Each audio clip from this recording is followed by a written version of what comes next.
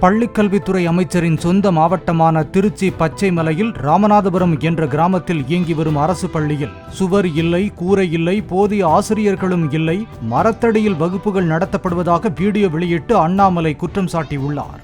பள்ளிக்கல்வித்துறைக்கு இந்த ஆண்டு ஒதுக்கப்பட்ட நிதி எங்கே என்று கேள்வி எழுப்பியுள்ள அண்ணாமலை, 2021 தொடங்கி 2024 ஆண்டு வரை வழங்கப்பட்ட சமக்ர சிக்ஷா திட்ட நிதி 5583 கோடி ரூபாய் எங்கே போனது என்றும் வினவி உள்ளார்.